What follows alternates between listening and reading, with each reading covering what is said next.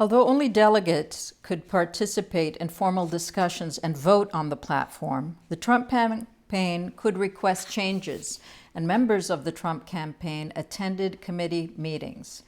John Mashburn, the campaign's policy director, helped oversee the campaign's involvement in the platform committee meetings.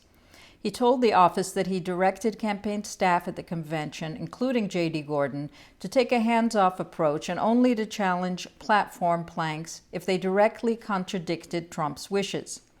On July 11, 2016, Delegate Diana Denman submitted a proposed platform amendment that included provision of armed support for Ukraine. The amendment described Russia's ongoing military aggression in Ukraine and announced support for maintaining and, if warranted, increasing sanctions against Russia until Ukraine's sovereignty and territorial integrity are fully restored, and for providing lethal defensive weapons to Ukraine's armed forces and greater coordination with NATO on defense planning. Gordon reviewed the proposed platform changes, including Denman's. Gordon stated that he flagged this amendment because of Trump's stated position on Ukraine, which Gordon personally heard the candidate say at the March 31 foreign policy meeting. Namely, that the Europeans should take primary responsibility for any assistance to Ukraine, that there should be improved U.S.-Russia relations, and that he did not want to start World War III over that region. Gordon told the office that Trump's statements on the campaign trail following the March meeting underscored those positions to the point where Gordon felt obliged to object to the proposed platform change and seek its dilution. On July 11, 2016, at a meeting of the National Security and Defense Platform Subcommittee, Denman offered her amendment. Gordon and another campaign staffer, Matt Mueller, approached a committee co-chair and asked him to table the amendment to permit further discussion. Gordon's concern with the amendment was the language about providing lethal defensive weapons to Ukraine. Mueller did not have any independent basis to believe that this language contradicted Trump's views and relied on Gordon's recollection of the candidate's views. According to Denman, she spoke with Gordon and Matt Mueller, and they told her that they had to clear the language and that Gordon was talking to New York. Denman told others that she was asked by the two Trump campaign staffers to strike lethal defense weapons from the proposal, but that she refused. Denman recalled Gordon saying that he was on the phone with candidate Trump, but she was skeptical whether that was true. Gordon denied having told Denman that he was on the phone with Trump, although he acknowledged it was possible that he mentioned having previously spoken to the candidate about the subject matter. Gordon's phone records reveal a call to Sessions' office in Washington that afternoon, but do not include calls directly to a number associated with Trump. And according to the president's written answers to the office's questions, he does not recall being involved in the change in language of the platform amendment. Gordon stated that he tried to reach Rick Dearborn, a senior foreign policy advisor, and Mashburn, the campaign policy director. Gordon stated that he connected with both of them, he could not recall if by phone or in person, and apprised them of the language he took issue with in the proposed amendment. Gordon recalled no objection by either Dearborn or Mashburn, and that all three campaign advisors supported the alternative formulation, appropriate assistance. Gordon was more familiar with the campaign's foreign policy stance. Dearborn recalled Gordon warning them about the amendment, but not weighing in because Gordon was more familiar with the campaign foreign policy stance. Mashburn stated that Gordon reached him, and he told Gordon that Trump had not taken a stance on the issue and that the campaign should not intervene. When the amendment came up again in the committee's proceedings, the subcommittee changed the amendment by striking the lethal defense weapons language and replacing it with appropriate assistance. Gordon stated that he and the subcommittee co-chair ultimately agreed to replace the language about armed assistance with appropriate assistance. The subcommittee accordingly approved Denman's amendment, but with the term appropriate assistance. Gordon stated that to his recollection, this was the only change sought by the campaign. Sam Clovis, the campaign's national co-chair and chief policy advisor, stated he was surprised by the change and did not believe it was in line with Trump's stance. Mashburn stated that when he saw the word appropriate assistance, he believed that Gordon had violated Mashburn's directive not to intervene. 7. Post-convention contacts with Kislyak. Ambassador Kislyak continued his efforts to interact with campaign officials with responsibility for the foreign policy portfolio, among them Sessions and Gordon, in the weeks after the convention. The office did not identify evidence in those interactions of coordination between the campaign and the Russian government. A. Ambassador Kislyak invites J.D. Gordon to breakfast at the ambassador's residence. On August 3, 2016, an official from the Embassy of the Russian Federation in the United States wrote to Gordon on behalf of Ambassador Kislyak, inviting Gordon to have breakfast or tea with the ambassador at his residence in Washington, D.C. the following week. Gordon responded 5 days later to decline the invitation. He wrote, "These days are not optimal for us, as we are busily knocking down a constant stream of false media stories while also preparing for the first debate with HRC. Hope to take a rain check for another time when things quiet down a bit. Please pass us along my regards to the ambassador." The investigation did not identify evidence that Gordon made any other arrangements to meet or met with Kislyak after this email. B. Senator Sessions' September 2016 meeting with Ambassador Kislyak. Also in August 2016, a representative of the Russian embassy contacted Sessions' Senate office about setting up a meeting with Kislyak.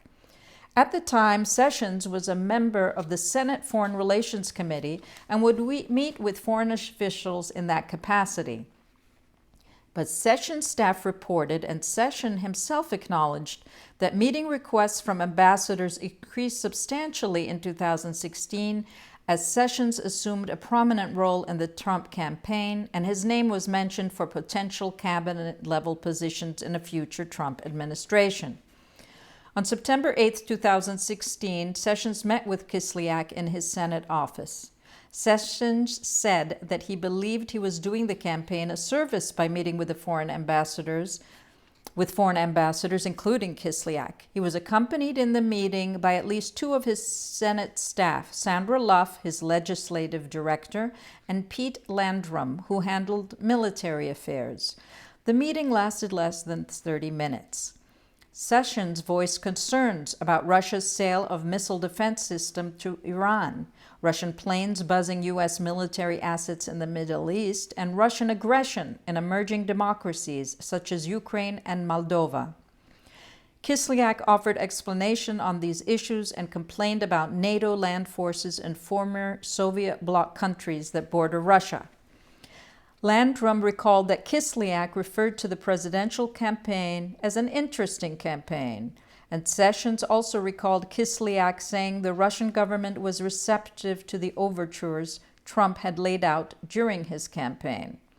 None of the attendees, though, remembered any discussion of Russian election interference or any request that Sessions convey information from the Russian government to the Trump campaign.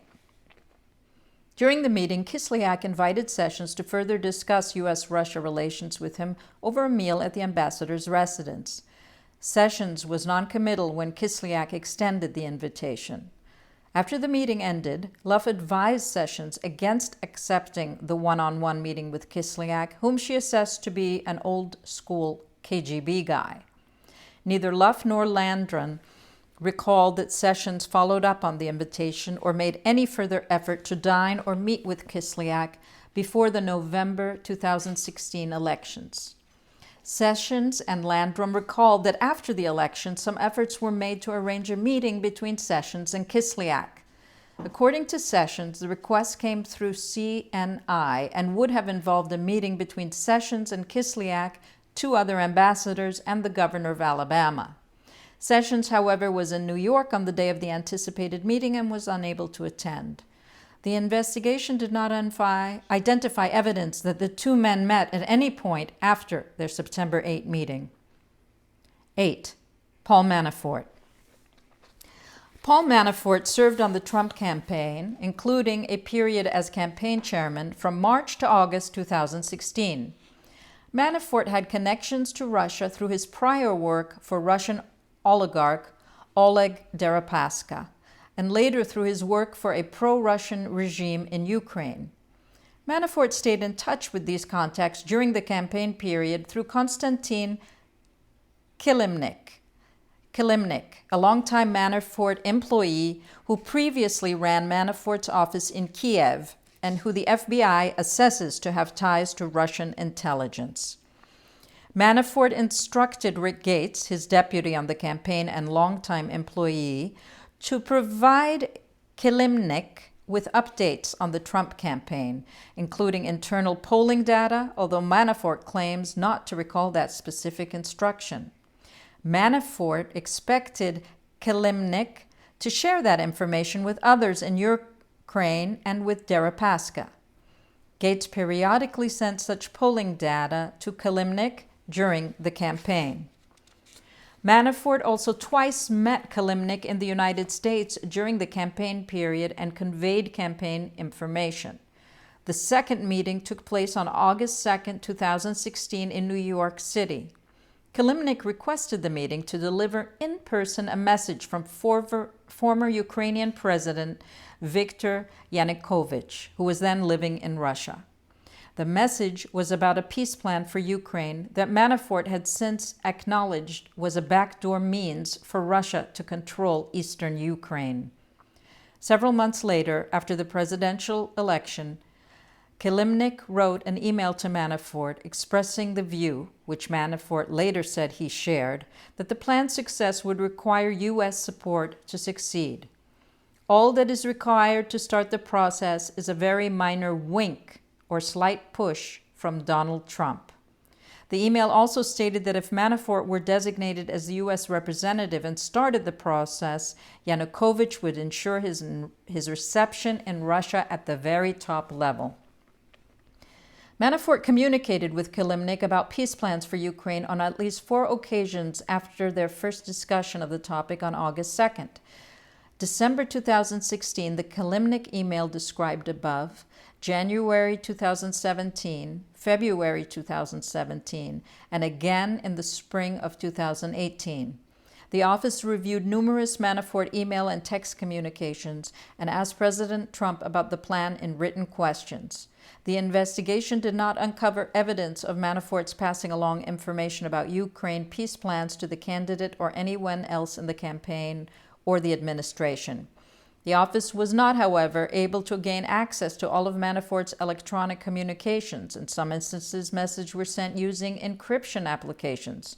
And while Manafort denied that he spoke to members of the Trump campaign or the new administration about the peace plan, he lied to the office and the grand jury about the peace plan, and his meetings with Kilimnik and his unreliability on this subject was among the reasons that the district judge found that he breached his cooperation agreement. The office could not reliably determine Manafort's purpose in sharing internal polling data with Kilimnik during the campaign period. Manafort, grand jury redaction, did not see a downside to sharing campaign information and told Gates that his role in the campaign would be good for business and potentially a way to be made whole for work he previously completed in the Ukraine. As to Deripaska, Manafort claimed that by sharing campaign information with him, Deripaska might see value in their relationship and resolve a disagreement, a reference to one or more outstanding lawsuits.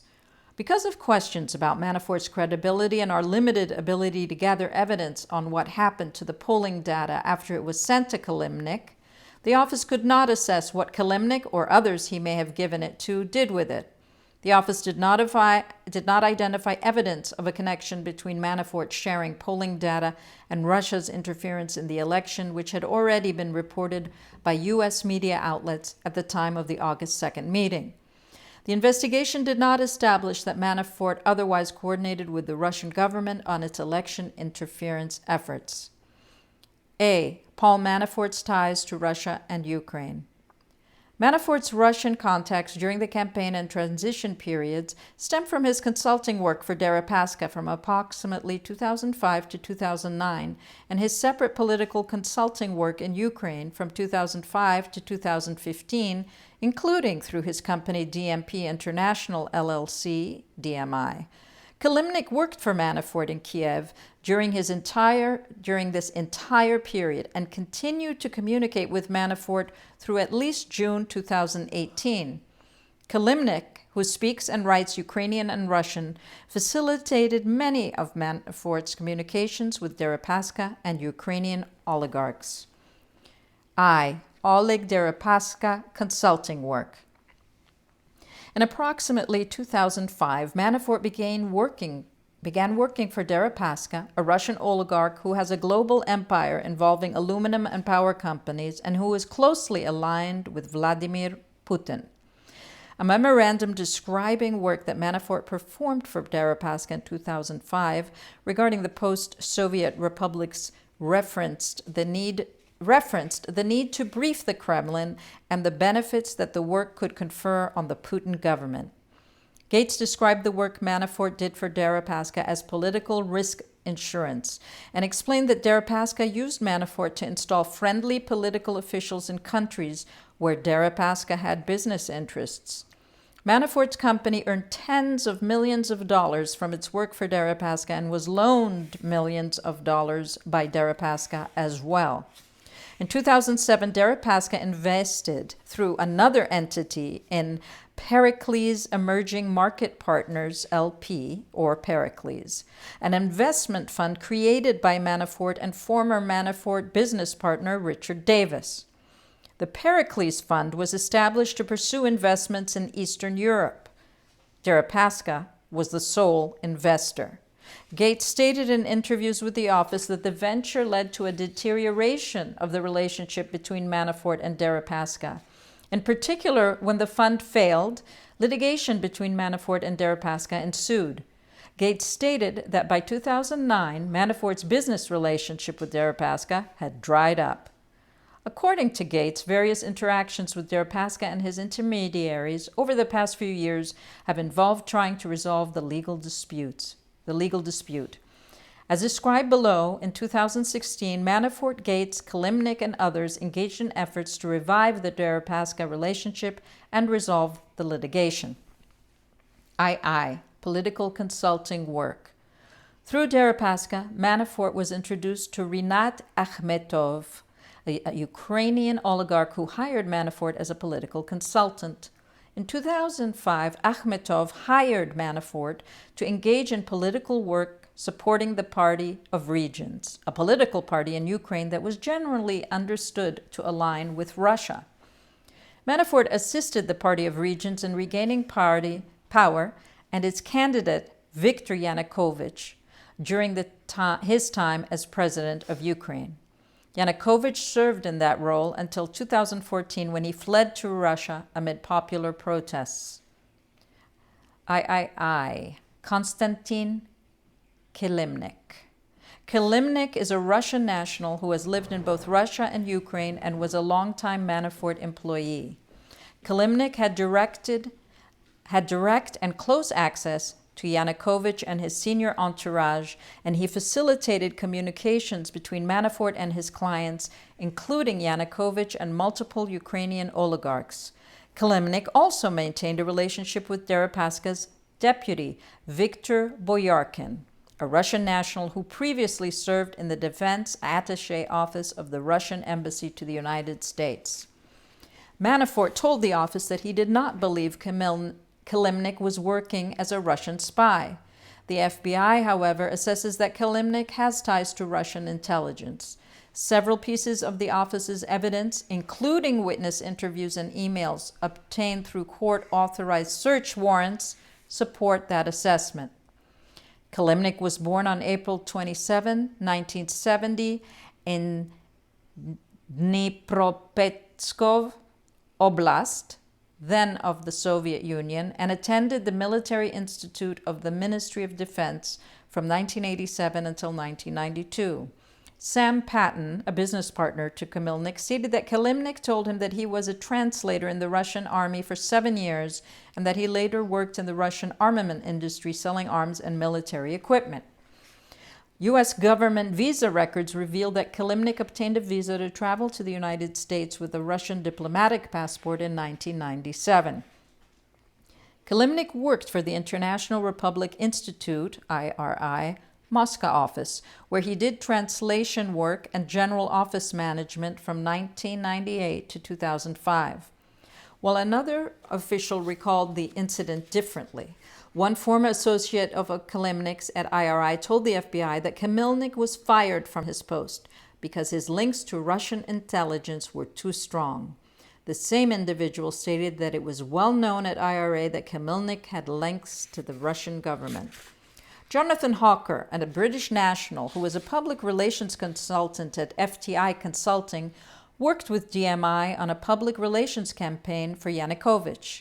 After Hawker's work for DMI ended, Kilimnik contacted Hawker about working for a Russian government entity on a public relations project that would promote, in Western and Ukrainian media, Russia's position on its 2014 invasion of Crimea. Gates suspected that Kilimnik was a spy, a view he shared with Manafort, Hawker, and Alexander van der Zwaan, an attorney who had worked with DMI on a report for the Ukrainian Ministry of Foreign Affairs. Investigative technique. B. Context during Paul Manafort's time with the Trump campaign. I. Paul Manafort joins the campaign. Manafort served on the Trump campaign from late March to August 19, 2016. On March 29, 2016, the campaign announced that Manafort would serve as the campaign's convention manager. On May 19, 2016, Manafort was promoted to campaign chairman and chief strategist, and Gates, who had been assisting Manafort on the campaign, was appointed deputy campaign chairman. Thomas Barrack and Roger Stone both recommended Manafort to candidate Trump. In early 2016, at Manafort's request, Barrack suggested to Trump that Manafort join the campaign to manage the Republican convention. Stone had worked with Manafort from approximately 1980 until the mid-90s through various consulting and lobbying firms. Manafort met Trump in 1982, when Trump hired the Black, Manafort, Stone, and Kelly lobbying firm. Over the years, Manafort saw Trump at political and social events in New York City and at Stone's wedding, and Trump requested VIP status at the 1988 and 1996 Republican conventions worked by Manafort. According to Gates, in March 2016, Manafort traveled to Trump's Mar-a-Lago estate in Florida to meet with Trump. Trump hired him at that time. Manafort agreed to work on the campaign without pay. Manafort had no meaningful income at this point in time, but resuscitating his domestic political campaign career could be financially beneficial in the future. Gates reported that Manafort intended, if Trump won the presidency, to remain outside the administration and monetize his relationship with the administration. II. Paul Manafort's campaign period contacts. Immediately upon joining the campaign, Manafort directed Gates to prepare for his reviews separate memoranda addressed to Deripaska, Akhmetov, Sergei Lyovoshkin, and Boris Kolesnikov, the last three being Ukrainian oligarchs who were senior opposition bloc officials. The memoranda described Manafort's appointment to the Trump campaign and indicated his willingness to consult on Ukrainian politics in the future. On March 30th, 2016, Gates emailed the memoranda and a press release announcing Manafort's appointment to Kilimnik for translation and dissemination. Manafort later followed up with Kilimnik to ensure his messages had been delivered, emailing on April 11, 2016, to ask whether Kilimnik had shown our friends the media coverage of his new role. Kilimnik replied, "Absolutely, every article." Manafort further asked, "How do we use to get whole? has Ovd, meaning Oleg Vladimirovich Deripaska, operation scene? Kalimnik wrote back the same day, yes, I have been sending everything to Viktor, Boyarkin, Deripaska's deputy, who has been forwarding the coverage directly to OVD. Gates reported that Manafort had said that being hired on the campaign would be good for business and increase the likelihood that Manafort would be paid the approximately $2 million he was owed for previous political consulting work in Ukraine. Gates also explained to the office that Manafort thought his role on the campaign could help confirm that Deripaska had dropped the Pericles lawsuit, and that Gates believed Manafort sent polling data to Deripaska, as discussed further below, so that Deripaska would not move forward with the lawsuit against Manafort. Gates further stated that Deripaska wanted a visa to the United States, that Deripaska could believe that having Manafort in a position inside the campaign or administration might be helpful to Deripaska, and that Manafort's relationship with Trump could help Deripaska in other ways as well. Gates stated, however, that Manafort never told him anything specific about what, if anything, Manafort might be offering Deripaska. Gates also reported that Manafort instructed him April 2016 or early May 2016 to send Kalimnik campaign internal polling data and other updates so that Kalimnik in turn could share it with Ukrainian oligarchs. Gates understood that the information would also be shared with Deripaska, grand jury redaction. Gates reported to the office that he did not know why Manafort wanted him to send polling information, but Gates thought it was a way to showcase Manafort's work, and Manafort wanted to open doors to jobs after the Trump campaign ended. Gates said that Manafort's instruction, including sending internal polling data prepared for the Trump campaign by pollster Tony Fabrizio. Fabrizio had worked with Manafort for years and was brought into the campaign by Manafort. Gates stated that in accordance with Manafort's instruction, he periodically sent Kalimnik polling data via WhatsApp. Gates then deleted the communications on a daily basis. Gates further told the office that after Manafort left the campaign in mid-August, Gates sent Kalimnik polling data less frequently, and that the data he sent was more publicly available information and less internal data. Gates' account about polling data is consistent, grand jury redaction, with multiple emails that Kalimnik sent to U.S. associates and press contacts between late July and mid-August of 2016. Those emails referenced internal polling, described the status of the Trump campaign and Manafort's role in it, and assessed Trump's prospects for victory. Manafort did not acknowledge instructing Gates to send Kalimnik internal data, grand jury redaction. The office had also obtained contemporaneous emails that shed light on the purpose of the communications with Deripaska and that are consistent with Gates' account. For example, in response to a July 7, 2016 email from a Ukrainian reporter about Manafort's failed Deripaska-backed investment, Manafort asked Kalimnik whether there had been any movement on this issue with our friend. Gates stated that our friend likely referred to Deripaska, and Manafort told the office that the issue, and our biggest interest as stated below, was a solution to the Deripaska-Pericles issue. Kalimnik replied, I am carefully optimistic on the question of our biggest interest. Our friend, Boyarkin, said there is lately significantly more attention to the campaign in his boss's, Deripaska's, mind, and he will be most likely looking for ways to reach out to you pretty soon, understanding all the time sensitivity. I am more than sure that it will be resolved and we will get back to the original relationship with V's boss, Deripaska.